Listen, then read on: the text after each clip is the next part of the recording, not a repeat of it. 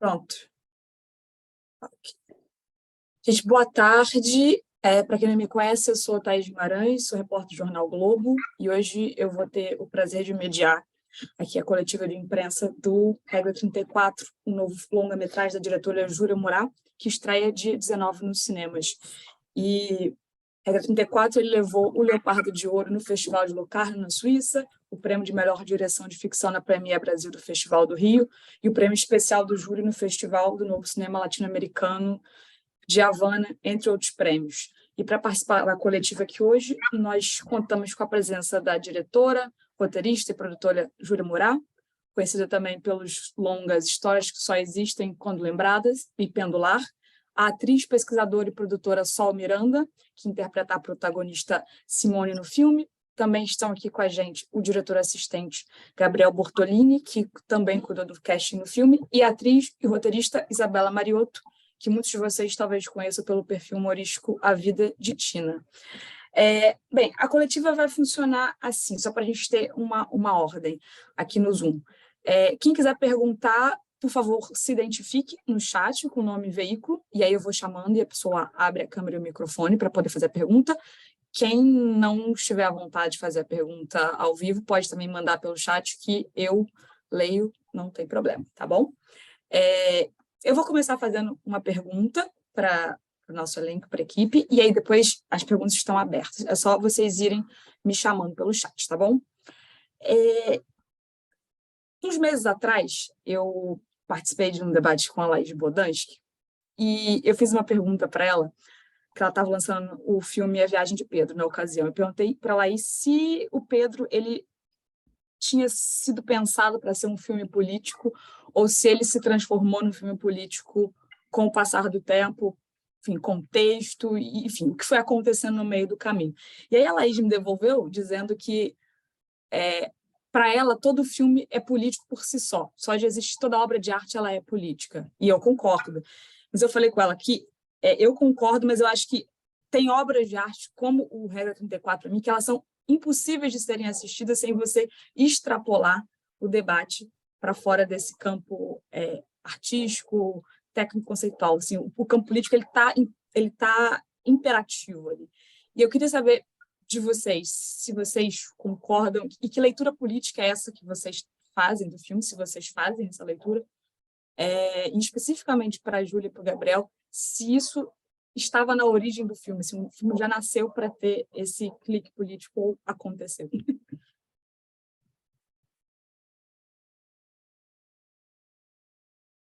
Acho que pode isso. Eu fiquei sem saber para começar. Pode começar, Júlia, aí a gente vai. Então, de repente, podia falar um pouquinho, depois o Gabi falar um pouquinho e a gente passa para os outros. Bom, primeiro, boa tarde, obrigado por terem vindo. Vou aproveitar para falar que a Sol também ganhou 2 prêmios de melhor atriz, no Elva e no Mix Brasil, que me deixam com muito orgulho. Essa é a despedida para eu tentar ser um pouquinho breve, vou me esforçar. O filme, na sua origem, eu acho que eu concordo com a Laís, que qualquer informação, qualquer obra de arte, qualquer construção de pensamento no mundo ela é política, mas entendo o seu ponto que existe algo que é da política, do que a gente cotidianamente chama de política, que é dessa política mais do sistema político, né? E, nesse sentido, o Regra, ele começa como um filme sobre sexualidade. Ele começa como uma mulher querendo descobrir o seu desejo e, nessa descoberta, tinha tesão pela violência. Esse era o plot inicial do filme, originalmente isso. E quando eu vou começar a escrever lá atrás, 7 anos atrás, vai se tornando evidente para mim que eu não posso falar desse assunto, ou melhor, que é delicado falar desse assunto num contexto brasileiro, sem contextualizar o que significa esse desejo pela violência, ou pelo menos sem contextualizar as consequências desse desejo pela violência no corpo dessa mulher e no corpo das outras pessoas que a assistem. E eu só entendo isso porque eu começo a mostrar o argumento, que ainda não era nada para as pessoas, e as devolutivas são muito negativas. E elas são muito negativas, primeiro, porque o argumento ainda não era nada, ele não era bom, mas também são muito negativas porque tinham um claro desejo de contextualizar e de fazer entender como era complicado falar de violência no corpo da mulher, e especialmente o desejo pela violência num país que é um dos 5 países que mais assassina a mulher por violência doméstica. Então, de fato, quando eu começo a entender isso, essa política mais sistêmica, essa política mais estruturada, ela começa a entrar para dentro do filme. E, no meio disso, o Bolsonaro ganha a eleição. E aí, quando o Bolsonaro ganha a eleição, a primeira reação é falar, então vamos desistir de tudo, não faz sentido querer falar sobre uma mulher que deseja violência no mundo em que temos um presidente falando as mulheres não valem, né? Elas não merecem, enfim, todos os absurdos que ele falava. E aí, diante disso, a minha primeira reação é essa de desistência, e logo eu percebo que não faz sentido também desistir, porque se eu desisto, significa um pouco eu abrir mão de uma luta por uma disputa narrativa que eu acreditava que era necessária diante do Bolsonaro. E aí a gente então começa a trabalhar, o Gabi entra, e eu acho que eu vou passar a palavra para ele, porque aí tem toda uma outra entrada do universo, que o Gabriel vai entrar e vai trazer toda uma série de questionamentos, uma série de pensamentos, inclusive próprios pensamentos ligados à questão da violência, do BDSM, porque eram coisas que a ele lhe interessava, mas também a questão do corpo negro, que aí vai entrar a partir do trabalho com o Gabriel. Obrigada, Júlia.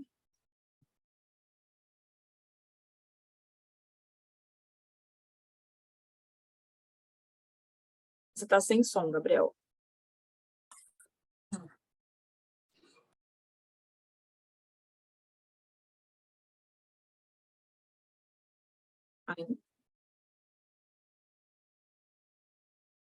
Ainda não. Agora eu acho que foi. Agora foi. Alô?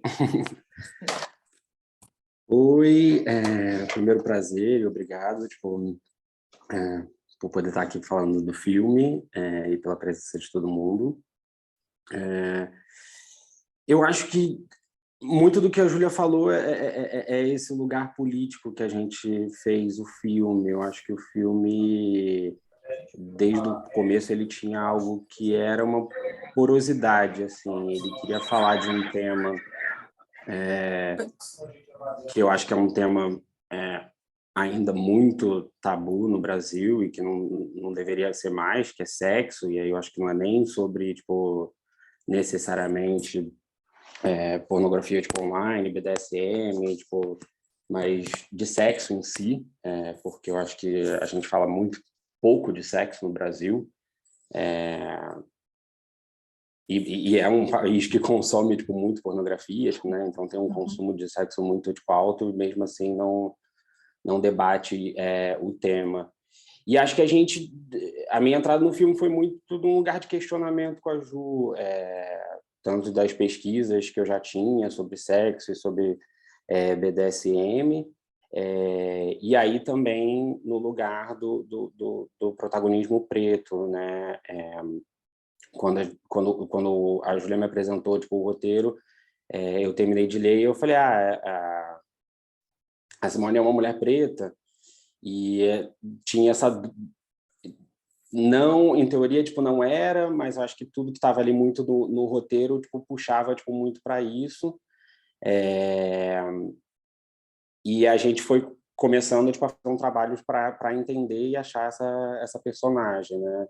Então, muito um trabalho de buscar atrizes e não tipificar ou tentar entender quem era que podia interpretar a Simone. E num lugar muito de consciência. Eu lembro muito de uma das conversas com a Ju, do casting, de que a gente precisava de ator, lógico, ótimos atores, entregues, dedicados, mas muito conscientes também do filme que a gente estava querendo fazer e das propostas ali colocadas. Um pouco para estar junto na jornada de construção, que não era, que ainda viria, né? Mas um pouco por causa desse debate político, por causa de tudo que o filme trazia e puxava e todas as possibilidades que ainda podiam sair dessa caixinha de Pandora que a gente estava começando tipo, a abrir, né? O roteiro é tipo parte do processo, tipo, toda a preparação de atores, toda a filmagem, montagem, tudo isso tipo muda muito tipo a cara de um filme. Então, todo esse processo longo, com todas essas participações, foram muito importantes para, de fato, tipo, a gente debater e chegar no lugar que a gente queria. E acho que o filme foi com o protagonismo da Sol, né, com toda a trajetória de achar essa personagem. Eu lembro também de uma conversa com a Ju em que a gente... nesse momento, falar sobre esse filme tipo, no corpo de uma mulher preta, porque é o lugar onde esse debate está mais acirrado, onde a gente pode tipo, contextualizar. Tipo, né? O filme tinha essa preocupação, né? Que a Ju falou, de contextualizar, da gente não falar da violência sem mostrar todas as suas consequências, todos os seus lados B, C, D. Então... E a Sol, impossível não falar da contribuição, não só na tela, mas totalmente por trás da tela, do pensamento tipo, político desse filme, de uma abertura para a discussão, eu acho. O elenco, tanto a Sol, quanto o Lucas, Isadora, Isabela, Lorena, tem suas sexualidades e suas experiências e suas vivências até tipo, o momento em que a gente começou tipo, o processo do filme, mas estavam muito abertos a descobrir novas possibilidades, novos entendimentos dentro dos seus corpos artísticos, que muitas das vezes transbordam também para fora dos seus corpos artísticos. Então, eu acho que o filme ele foi se tornando tipo, a cada momento tipo, mais político, com cada presença de elenco, de um elenco preto que a gente tem protagonismo, de uma equipe que também foi se compondo também como diversidade. Acho que o filme... Tipo, e aí é impossível não ver isso na tela, né? Mesmo que se a gente não estivesse falando, eu acho que essas coisas transbordam um pouco. Obrigada, Gabriel. Acho que a Sol pode falar um pouquinho, depois a Isabela, e aí a gente já começa as perguntas. Pedir para o pessoal, quem está fazendo pergunta no chat, também se identificar, porque tem alguns nomes que não estão aparecendo para mim, por favor. Só para dizer o nome e o veículo, aí manda a pergunta. Oi, gente, boa tarde. Primeiro, obrigada por estarem aqui. Estou muito feliz, é o dia da nossa pré. Então, é um dia já envolvido de muitas emoções. Então, aqui a Ju e o Gabi sintetizaram assim, bastante do que é o processo desse filme, assim, no seu contexto político. Acho que, de uma forma geral, né, o fato de já ser um projeto de audiovisual, né, se eu colocar numa lei, você fazer o processo de captação de recursos, todo o processo dele já está dentro de uma estrutura política, né, que é a estrutura que a gente mais necessita em termos de políticas públicas culturais, né, o que a gente mais precisa debater, inclusive, entre nós, artistas, produtores, realizadores, etc. E acho que tem uma coisa importante desse filme, que ele tem muitos debates transversais.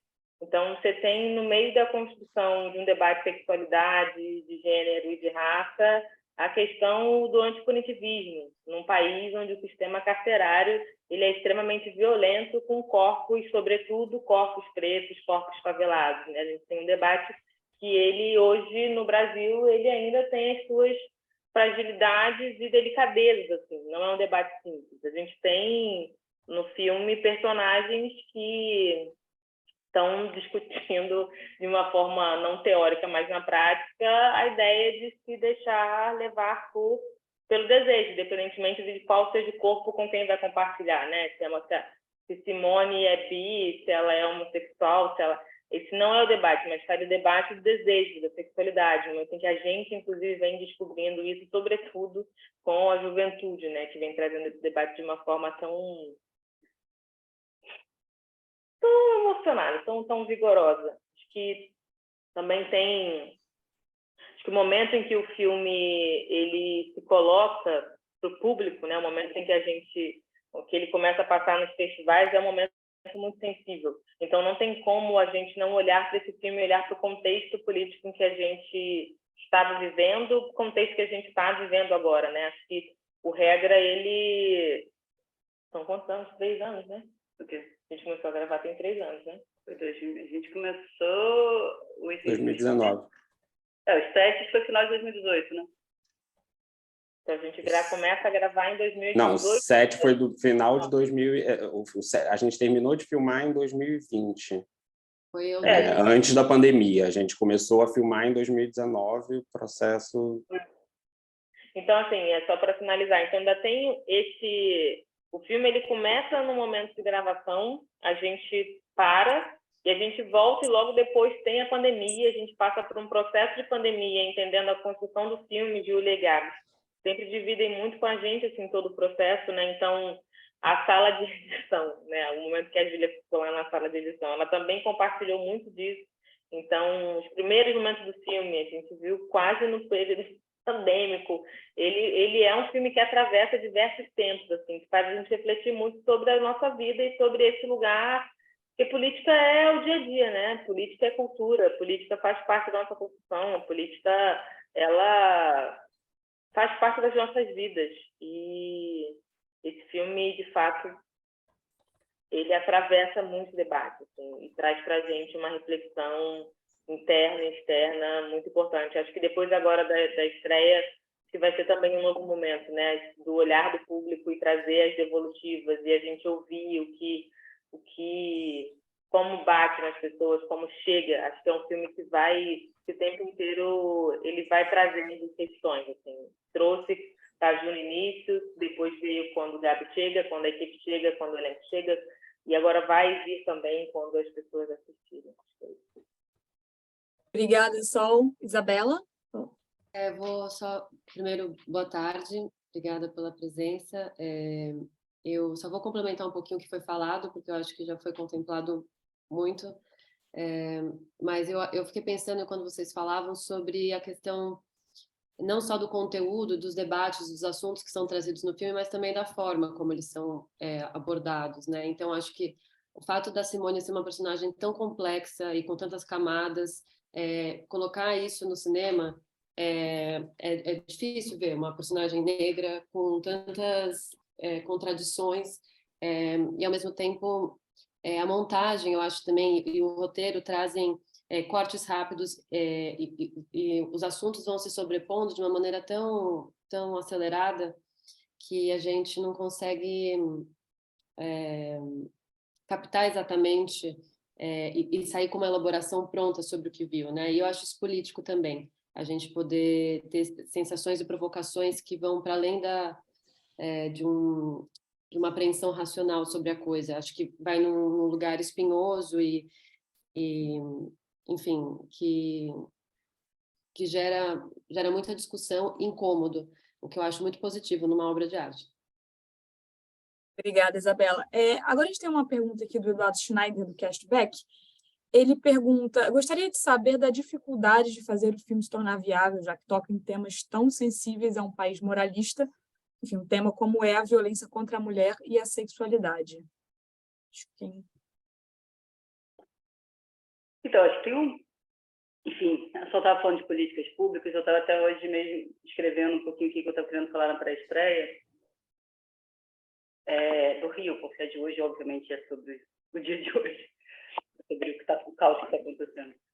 Mas eu estava justamente querendo falar sobre a importância da política pública, né? Sobre como política pública cultural, ela existe, ela deve existir, não para fomentar filmes viáveis economicamente, ou pelo menos não necessariamente, mas principalmente para fomentar filmes que não são necessariamente viáveis economicamente, mas que ajudam a gente a construir identidades, ajudam a gente a pensar o mundo, ajudam a gente enfim, a fazer política em todos os seus sentidos. E eu acho que isso é política pública cultural, assim, é fomentar filmes não necessariamente economicamente viáveis. Dito isso, acho que os meus filmes, em geral, precisam de política pública, assim, acho que é delicado fazer filmes tão complexos e tão contraditórios como o Regra, apoiado ou pensado numa política apenas uma política comercial. Por outro lado, é o meu terceiro filme e os meus 2 filmes anteriores tiveram algum sucesso internacional.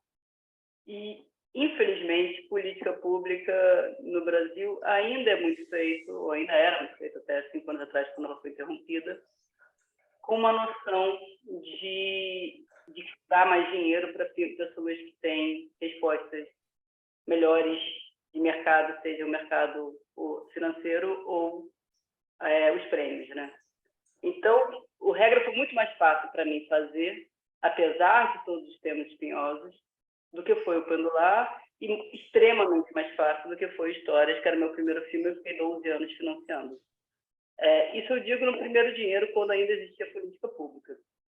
Porta para... a política pública é acabada no Brasil, e aí foi muito difícil. Aí, realmente, a gente não tinha mais como se apoiar para conseguir finalizar o filme e conseguir dinheiros para terminar, inclusive, o processo de filmagem. E aí, a sorte foi que Gothenburg é um fundo internacional, inventou um fundo no meio da pandemia para países que estão em crise democrática. E escolheu o Brasil como um desses países. E aí o Regra ganha o dinheiro, então, de Gothenburg, é por isso que a gente consegue finalizar para chegar a enviar para o Locarno. E bem no finalzinho a gente também ganha Rio Filme, que a Rio Filme também retoma o seu trabalho, na verdade no ano anterior, mas enfim, estava em processo de retomada. E aí a gente também ganha Rio Filme e a gente, de fato, consegue finalizar o filme bem feito, assim. Mas então, se não fosse política pública, o filme não teria sido nem iniciado, nem finalizado, mas ele teve essa vantagem do fato de que os meus filmes anteriores tinham feito sucesso. E aí, só para falar que eu acho que isso é uma demonstração de como a gente tem que repensar a política pública de maneiras que permitam que justamente pessoas que não tenham feito filmes ainda com sucesso consigam acessar esse direito. Obrigada, Júlia. A Liliana Bernard, da Híbrido, ela quer fazer uma pergunta, acho que ela vai abrir a câmera e o microfone. Oi, eu vou. Boa tarde, tudo bem? Primeiro, parabéns para vocês pelo filme, eu tive a oportunidade de acompanhar na mostra, cobrir, enfim, é muito complexo, né? Uma gama de assuntos. Eu queria puxar um pouquinho dessa parte aí da sexualidade, porque, ao meu ponto de vista, trata um pouco da autonomia de corpos, né? Essa autonomia sobre a nossa sexualidade, do que a sociedade impõe e do que realmente é nosso, que a gente tem direito de explorar. E sobre isso, a sexualidade, o Gabriel falou, a Sol também, ela ainda é tratada no cinema muito de uma forma fetichizada. Só que vocês não exploram, a exploração de corpos necessário a isso no filme, só que vocês conseguem, no meu entender, fazer isso de uma forma que não é fetichizada. Então, eu queria saber como é que houve uma pesquisa nesse sentido, para não correr o risco de, talvez, sublinhar um assunto nesse sentido de levar para esse lado que fugiria totalmente da temática, enfim, muito rica que o filme tem. Obrigada. Vou fechar o microfone para não atrapalhar.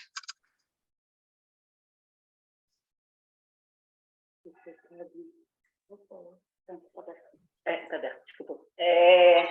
Então, acho que vale, Gabi, complementar, porque, na verdade, a gente fez uma grande pesquisa, o Gabriel fez uma grande pesquisa de filmes que tinham... filmes que filmavam sexo de maneiras absolutamente diversas. E aí, depois dessa pesquisa que o Gabriel faz, a gente se juntou com o Léo, que é o fotógrafo, e a gente estabeleceu, eu diria que 3 tipos de imagem que a gente não queria reproduzir. A gente chamava de imagem romântica, que são imagens que a câmera, né, acompanha o corpo, que produzem um pouco esse desejo, romantismo.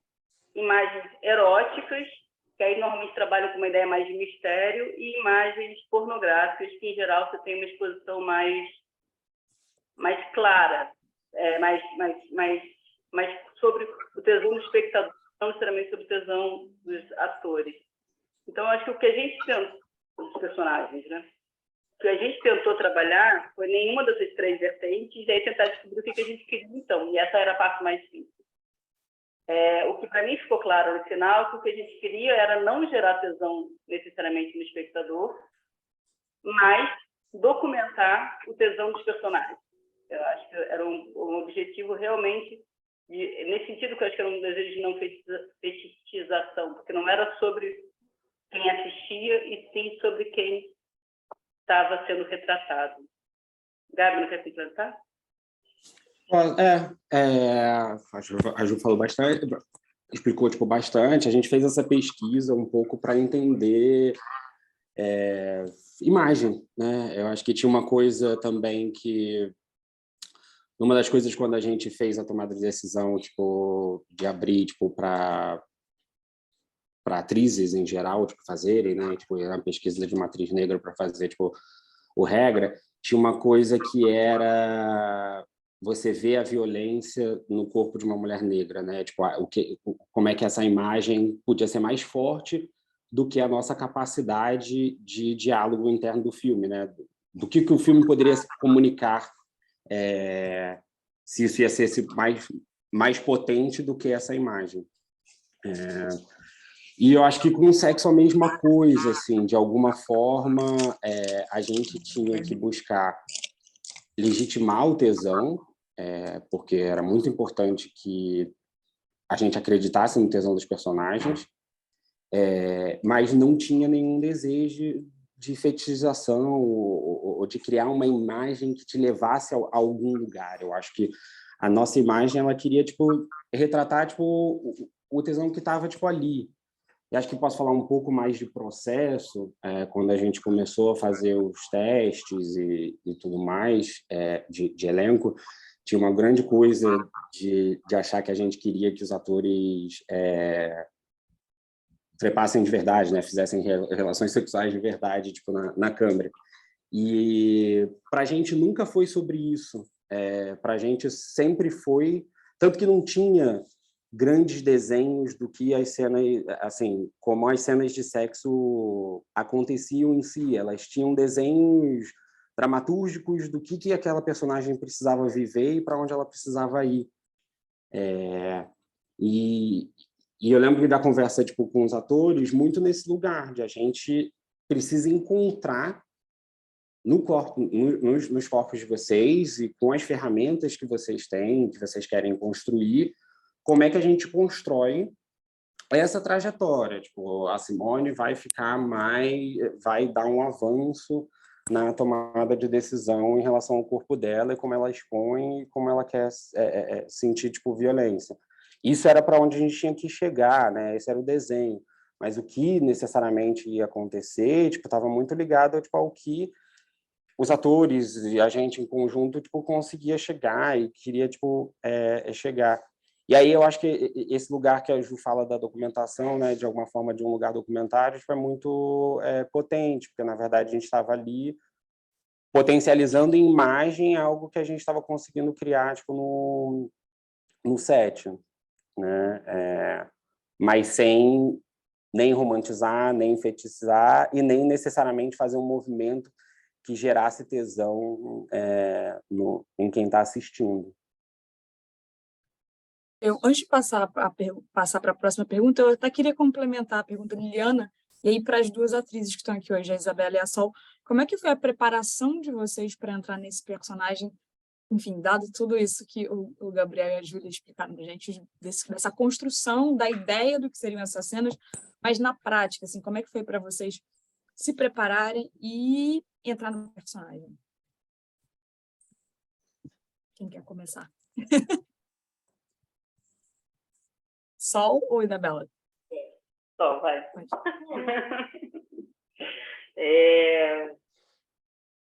Então, acho que a gente teve um processo de construção de personagens que foi muito rico. E a Ju e o Gabi sempre estiveram com a gente, assim, nas salas de ensaio, e eles se propunham a fazer com a gente todos os exercícios que eram voltados para as personagens, né? Então, a gente teve aulas de BDSM, a gente teve aula de apneia, a gente teve aula... A gente foi descobrindo as personagens nas salas, assim, e com muitos exercícios de contato. A gente ficava algumas horinhas assim, na sala, explorando. E eu acho que foi mais difícil pensar em chegar na personagem do que propriamente chegar na personagem.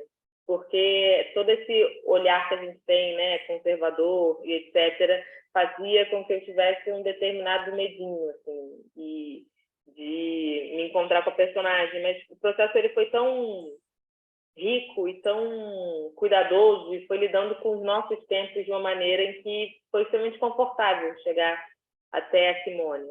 E uma coisa que para mim é sempre muito importante é que ter Lorena, ter Isabela, ter Lucas, ter esses atores que tinham caminhadas assim, tanto no audiovisual quanto no teatro, caminhadas que eu admiro muito, para mim foi muito importante, porque foi um espaço onde eles me deram a mão também, assim, né? Acho que Simone, sempre vou dizer que Simone é uma construção coletiva, com a equipe de direção, com os atores. Simone é uma construção. Então foi bem bonito, assim, o processo. Eu sou muito grata, porque foi importante, não foi fácil, mas foi muito desafiador. E acho que encontrar uma personagem complexa que a gente tem a possibilidade de se jogar numa sala vazia, onde a gente possa se desnudar completamente, é uma oportunidade. Ter essa possibilidade de se jogar e de se encontrar com uma personagem é uma oportunidade. No momento em que superficializam tanto o audiovisual, né? Inclusive as personagens, acho que essas personagens foram presentes. Assim. Isabela? Eu fiquei me lembrando agora do teste que eu fiz para fazer o filme e tinha uma pergunta, não sei se era exatamente essa, mas era... Não, a gente tinha que contar duas histórias. Uma que era... Eu não vou lembrar, que era uma coisa mais racional do campo do direito, que perspassa o filme, e outra que era uma história de algum momento que te deu muito tesão, muito prazer.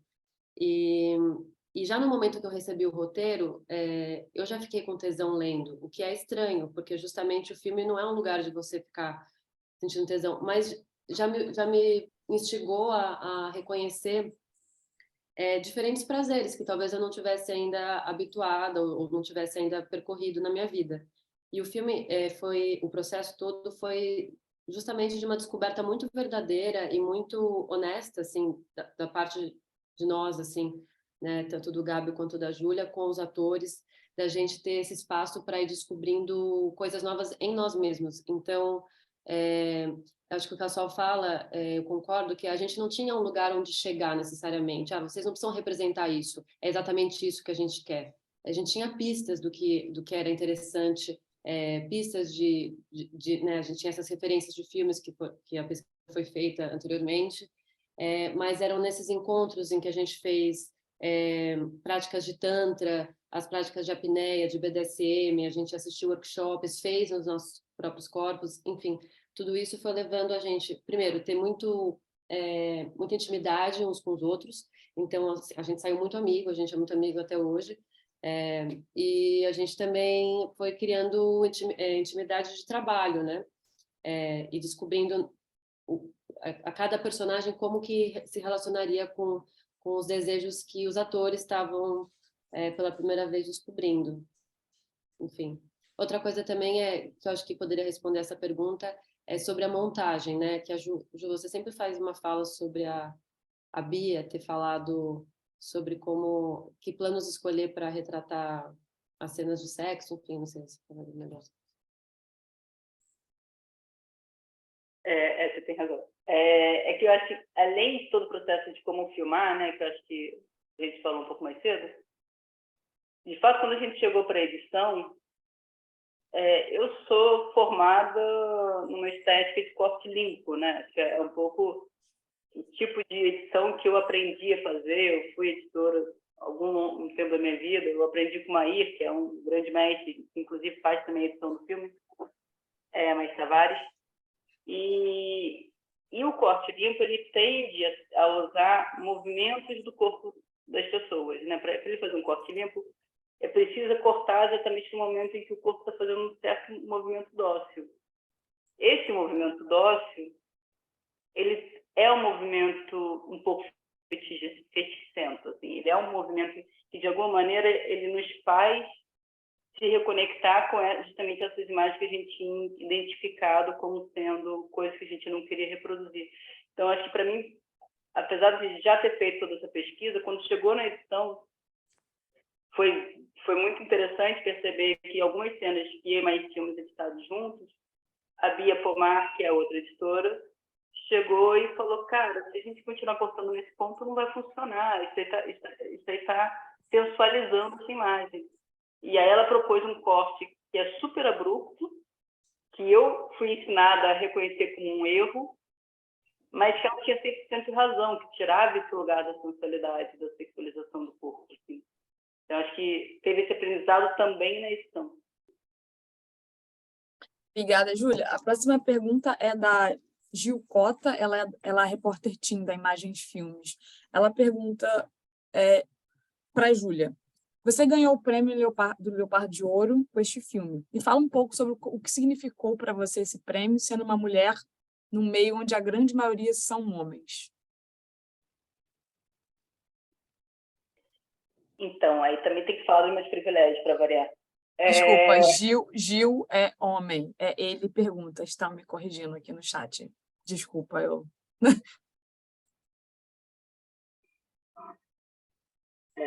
Mas eu sou filha de Lúcia Murat, né? Sou filha de uma cineasta com uma trajetória importante no cinema. Inclusive, uma das mulheres, talvez a mulher latino-americana que tenha mais feito filmes na América Latina. Então, realmente, ser filha dela me permitiu uma série de coisas. Primeiro, me permitiu trabalhar em todas as áreas do cinema, coisa que pouquíssimas pessoas têm esse privilégio. Mas, além disso, me permitiu ver uma mulher trabalhando, uma mulher extremamente forte, durona, trabalhando e construindo a sua carreira de cinema. No meio do Collor, no meio do fim da Embrafilme, no meio de todos os caos que aconteceram. E aí eu acho que isso me traz tanto um privilégio real, né, ser filha da Lúcia Murat me traz privilégios, como um privilégio simbólico, que é reconhecer a potência e a possibilidade de fazer filmes independente dos problemas. Eu volto me pergunto o que minha mãe me ensinou, e ela me ensinou milhões de coisas sobre cinema, mas acho que tem uma coisa que ela me ensinou que eu acho muito bonito, assim, que é que na primeira vez que eu recebi um não, eu tinha 18 anos e mandei editar o filme para um edital de curta, e o filme não foi selecionado, como quase todos os meus filmes nos seus primeiros anos. E a primeira vez que eu recebi um não, eu falei, vou desistir, não é para mim, né? Tipo, movimento natural de você receber não.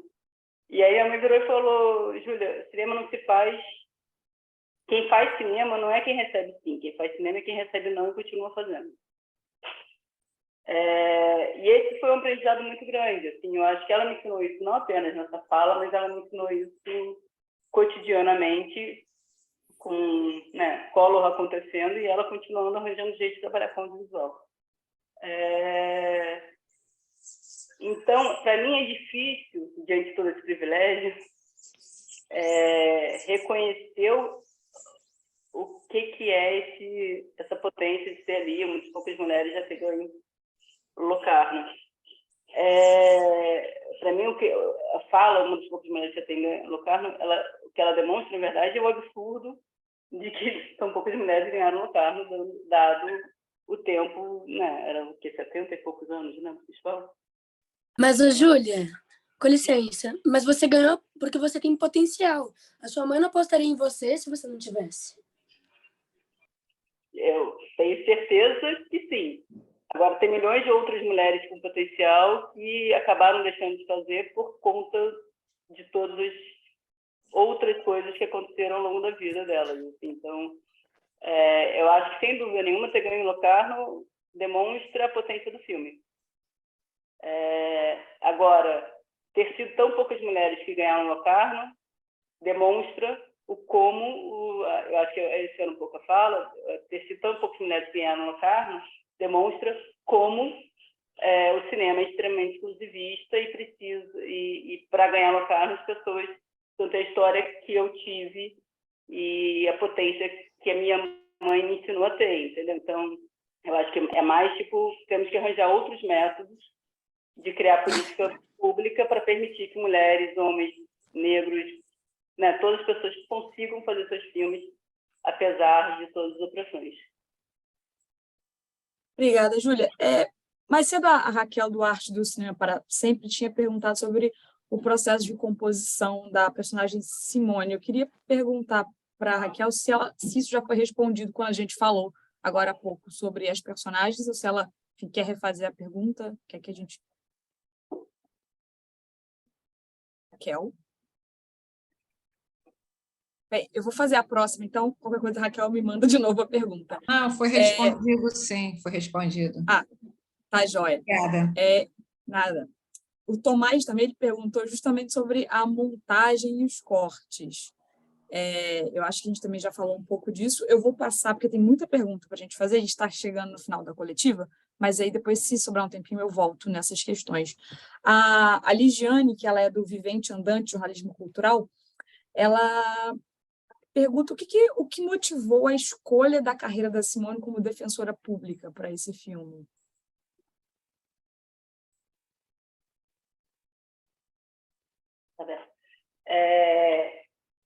Então, eu acho que é um pouco a história que a gente estava falando lá, de como a política vai entrando para dentro do filme. Assim. É justamente porque a política vai entrando para dentro do filme que a Simone se torna defensora. E ela se torna defensora, quer dizer, por que defensora e não qualquer outra carreira que se conecta com a política? Porque me parecia que a defensoria era talvez o melhor exemplo de falar sobre primeiro sobre opressão, né, sobre opressões sistêmicas, e segundo sobre a tentativa de controle do corpo. A defensoria é um campo de trabalho onde a questão do controle do corpo, da violência, essa violência feita apenas pelo Estado, né? Essa ideia de que o Estado tem o direito, o monopólio da violência, o monopólio do controle do corpo, é algo que está muito claro na discussão diária da defensoria. Então, se a gente estava querendo pensar politicamente sobre o corpo e sobre os limites do corpo e sobre as opressões estruturais da sociedade, as opressões tanto na sexualidade quanto em todas as outras opressões sistêmicas que tem, era muito natural a defensoria ser o trabalho dela, eu acho.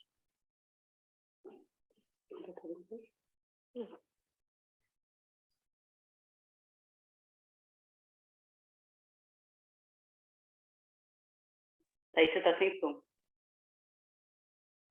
Desculpa, gente, eu fechei para não atrapalhar, esqueci de abrir de volta. A Anne Brown, do canal Like, pergunta para todos do elenco e da equipe. Depois de um estudo, uma experiência tão profunda, como o filme mudou alguns comportamentos e relacionamentos de vocês? Quer começar, Isabela? Você que falou por último da outra vez. Não? Quem quer começar? Então, eu pessoalmente me mudou muito, assim. Acho que primeiro tem um olhar que eu tinha sobre meu corpo que muda totalmente com o filme, né? A ideia de ter um corpo natural e esse corpo ser um corpo desejável, não pelo outro, mas por mim. Essa personagem me ajuda a olhar para esse corpo meu, de uma mulher que não tem um corpo padrão, socialmente falando, e aceitar esse corpo. uma coisa que a Júlia falava muito também, assim, que algumas pessoas comentavam durante a montagem, enquanto que olhar para esse corpo normal naturalizava os corpos dessas pessoas que estavam olhando e quanto que isso era importante. Isso aconteceu comigo também. Então, Simone, isso muda, por exemplo, a forma como eu me visto hoje, mudou a forma como eu me visto hoje, mudou a forma como eu me olho no espelho, como eu encaro a relação comigo mesma.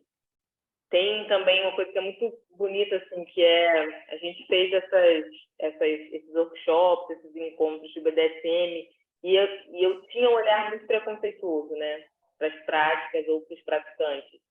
E a primeira imagem da Luísa, que é uma das nossas de BDSM, de corpo, foi muito importante para mim. Eu esperava encontrar uma outra figura, uma outra roupa que falasse de outro jeito. E quando eu encontro a Luísa, que é uma pessoa, eu falo, cara, é uma pessoa, né? É normal, assim. E esse olhar que a gente tem para práticas que a gente não faz na sociedade, né, são olhares preconceituosos, são olhares onde a gente determina como as pessoas devem ser ou como elas devem agir. Então, o filme também me faz parar para pensar mais sobre isso, assim, sobre os olhares que eu tenho diante do todo, diante do mundo, e que olhares são esses, já que eu não conheço totalmente, sabe? A ideia de poder me permitir conhecer o outro antes de pré-julgar, né? Ou entender, na verdade, que os meus julgamentos foram construídos dentro de uma lógica que é uma lógica padronizada, assim. E acho que a relação enquanto agente, assim, enquanto equipe, ela amplia também para mim esse lugar da construção de uma amizade ou de uma relação pessoal verdadeiramente no trabalho. Acho que o filme também me traz uma outra lógica de relação interpessoal, assim, com as pessoas com quem eu trabalho. Até o filme, para mim, era tudo muito separadinho. Então, as pessoas do meu trabalho são as pessoas do meu trabalho, meus amigos, cada um no seu quadrado. E o filme, na verdade, diz que não, que a gente constrói amizades verdadeiras nesses espaços, que a gente pode, extrapolar, né? Sair dessas caixinhas, assim, que, na verdade, ser humano é muito mais bonito, é muito mais ter o risco e a possibilidade é muito mais generoso até consigo, assim. O filme me mudou sempre. Passei até a chorar, ela disse. Isabela? Também acho que as mudanças foram mais ou menos nesse sentido que a Sol apontou, mas fiquei pensando também sobre as próprias coisas que a gente descobriu da prática BDSM, assim, do BDSM. Então, as questões de consentimento, de entender que, assim, ao meu ver, o que eu sabia de BDSM, o que eu conhecia, eu achava que era uma coisa estritamente sexual. E a gente descobre, não, que são práticas também, quase uma, né, eles chamam de play, né? Então, tem uma coisa muito da brincadeira e do jogo, que é quase teatral, assim, né? Então, a minha referência sempre... Eu sou uma atriz que veio do teatro, então, isso também descobrir esse universo também me alimentou em outros lugares que não só o lugar sexual, mas o lugar de trabalho, o lugar profissional também, de explorar trocas profundas e conversar sobre as coisas que estão sendo feitas, assim, né? Se você tiver a oportunidade de se aventurar, pesquisar mais sobre o BDSM, talvez vocês entendam um pouco melhor do que eu estou falando, mas eu acho também o filme, a gente foi se descobrindo muito, né? A minha última fala tinha a ver com isso, se descobrindo ao longo do processo. Então, a gente se transformou junto. E sem falar também que as viagens que a gente fez, né? Agora, assim, a carreira que o filme levou, fez a gente também criar outra relação com o filme também, né? Para além do processo de ter feito, né? Agora assistir várias vezes, discutir, debater com o público, isso também vai alterando a gente, a forma como a gente se relaciona com esse trabalho e com a própria vida, né? Enfim, é isso. Obrigada. A gente tem uma última pergunta. O César Monteiro, do site Ambrosia, fala, é um comentário, na verdade. A permanência dos filmes nacionais nos cinemas está ridícula. Um filme que estreou há 2 semanas já saiu de cartaz. Vocês sabem de antemão quanto tempo o filme ficará em cartaz e se já há uma plataforma de exibição para conferirmos o filme depois do cinema?